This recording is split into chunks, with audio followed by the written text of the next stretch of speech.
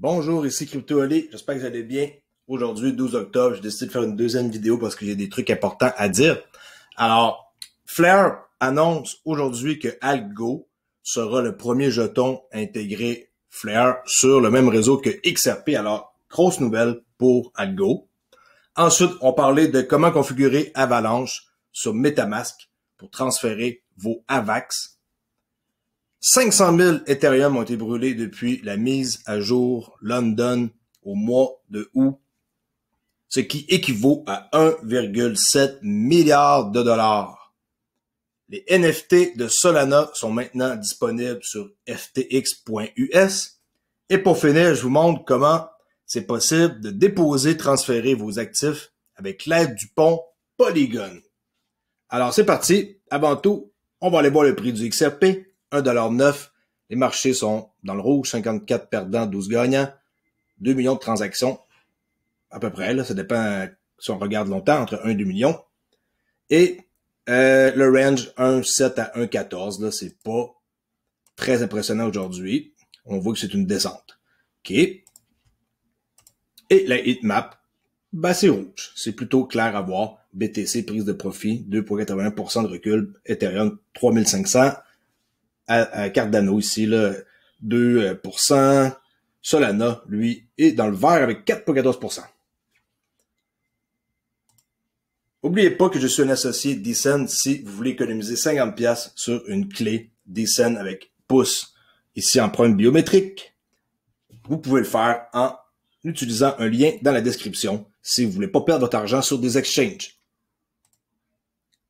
Alors, la nouvelle, elle a été annoncée il y a quelques heures ici, vers 12h53, heure de l'Est, qui dit, je vais la lire en anglais, qui est alors very happy to announce that Algo will be in the first cohort of token to be integrated on Flare. Alors, c'est ça. Flare annonce aujourd'hui que Algo va être le premier jeton à intégrer Flare sur le même réseau qu'XRP. C'est comme ça qu'il faut comprendre ça, là. J'ai lu un peu les commentaires, j'ai été voir Patty XRP, qu'est-ce qu'il dit. Et c'est vraiment une bonne nouvelle. J'espère que vous êtes conscient que Flare est beaucoup attendu auprès de la communauté XRP, puis qu'on a bien hâte que tout ça décolle. On continue ici avec comment configurer le réseau Avalanche et transférer vos premiers AVAX. C'est plutôt simple. Il y a deux façons, une façon un peu compliquée ou une façon simple que j'ai pas essayé. La façon compliquée, je vais vous la montrer. C'est très simple, même si ça paraît compliqué pour certaines personnes. Ok, attendez, je vous explique ça. Avant tout, juste pour faire un petit compte rendu, l'univers de la crypto, c'est parfois un endroit où c'est très dur à comprendre du premier coup. Hein? C'est pas évident. Habituellement, une avalanche défère plutôt vers le bas, comme on peut voir ici dans le texte là, très bien écrit, c'est drôle d'ailleurs. Le projet Avalanche, lui, ne fait que monter. C'est vrai, Avalanche va super bien, hein? Très rapide et très bon réseau. Toujours plus d'utilisateurs, toujours plus de validateurs sur son réseau. Les validateurs de nœuds qui sont très importants, on le sait. Et sa crypto-monnaie AVAX qui n'en finit pas de grimper. Mais pour profiter pleinement de tout ce qu'Avalanche propose, interagir avec des protocoles décentralisés de plus en plus nombreux, son intégration au célèbre wallet de navigateur MetaMask, ce qu'on va voir à l'instant, devient rapidement une nécessité. Découvrez dans un simple tuto ici, là. Okay. Qu'est-ce que je vais faire? Je vais mettre le lien dans la description. Et pour ceux qui ne savent pas comment faire, en passant 4500 transactions par seconde, là, okay, comparé à Ethereum, que c'est vraiment pas ça. La procédure est simple, elle est ici, étape 1, étape 2, ok, je vais vous la mettre avec tous les liens, qu'est-ce qu'il faut qu'on fasse. Et j'ai découvert qu'il existe une procédure simple que je connaissais pas, qui est avec chainlist.org et avec juste 2 clics, on peut intégrer un réseau, comme par exemple le réseau ici, Avalanche. Et ça permet de tout dans le fond, de pas écrire ça manuellement à la main et de juste cliquer pour intégrer. Je l'ai pas essayé. S'il y en a qui connaissent chainlist.org, faisant part. Sinon, la procédure est simple. Là. Tout ça ici, vous copiez ça dans votre compte MetaMask, dans l'interface qu'on voit ici. C'est très simple. Je vais mettre le lien ici. S'il y en a qui savent pas comment faire, maintenant, vous allez pouvoir utiliser le réseau Avalanche sur votre compte MetaMask, comme Polygon sur votre compte MetaMask, comme toutes les autres possibilités, Sunberg. C'est ça qu'il faut faire.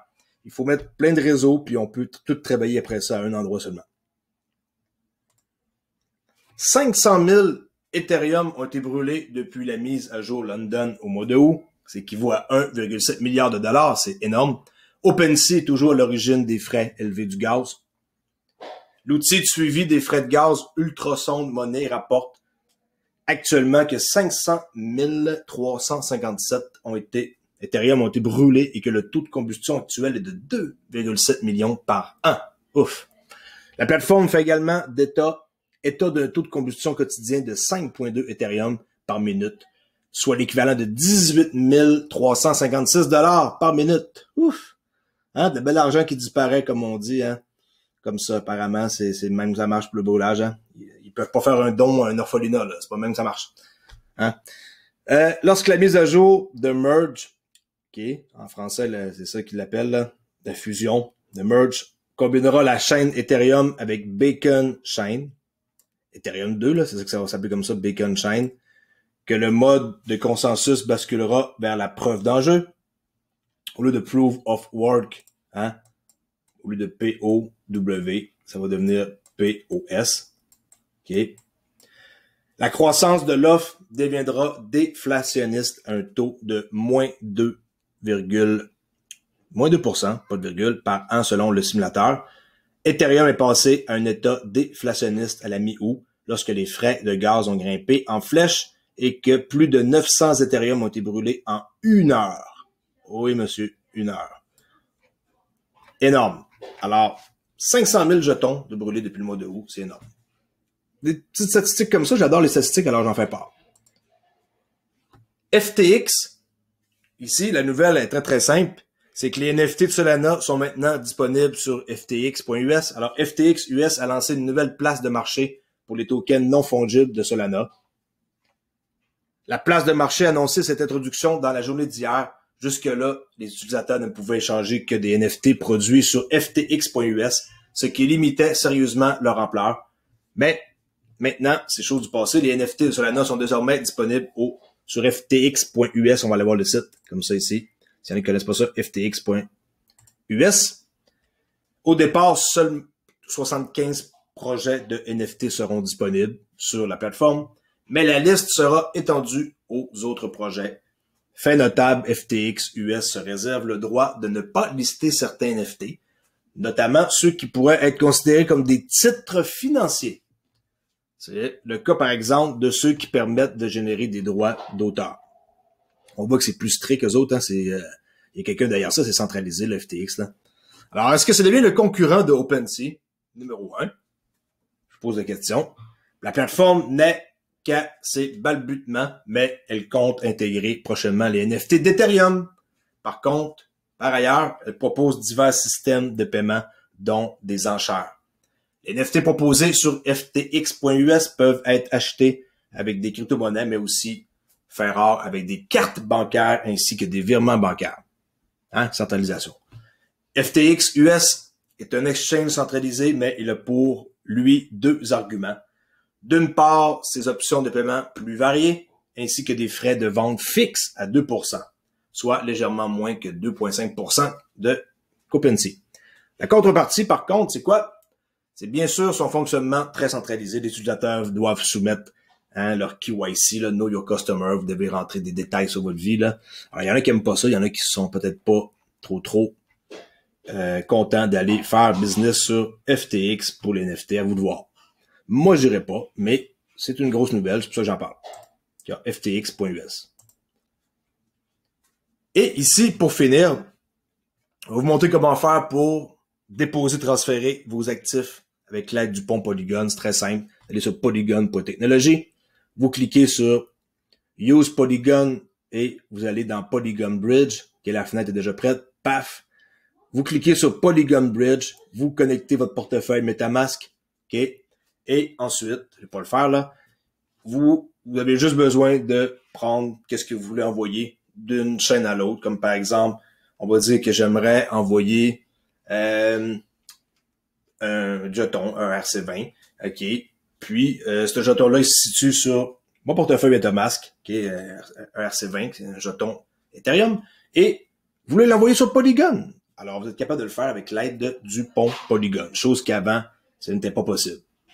Très intéressant de voir qu'est-ce qu'on peut faire. Mais par contre, vous pouvez pas faire le contraire. Hein. Prendre, par exemple, des jetons Matic et les envoyer sur Polygon, ce qui est très, très bizarre, par exemple. Mais en tout cas, essayez ça. Dites-moi qu'est-ce que vous en pensez. C'est plutôt cool à essayer. Je pourrais vous le montrer peut-être sur une autre fenêtre. C'est parce que je veux pas tout... Ouais, on va aller voir. Attendez une seconde. Polygon. Bridge. Okay, j'ai déjà un portefeuille déconnecté. Je crois que je peux vous le montrer sans que ça me compromette mes données. Attendez un instant. Non, je dois signer, je dois sortir ma clé. Okay, j'ai une clé Trésor, alors je l'ai pas sous la main. Alors, vous signez, et c'est pas compliqué, c'est comme un swap. Très, très simple, c'est un swap. Vous swappez quelque chose pour quelque chose d'autre. Aussi simple que ça. Vous avez besoin du pont Polygon, que de plus en plus j'utilise des ponts pour essayer de faire passer les actifs d'une place à l'autre. Là. C'est comme ça que ça marche. Si vous ne me connaissez pas, Olivier_XRP sur Twitter. Vous pouvez me suivre et un petit like avant de quitter si ça vous tente. C'est toujours apprécié. Et je vous dis à la prochaine vidéo. Ici Crypto Ali. Ciao!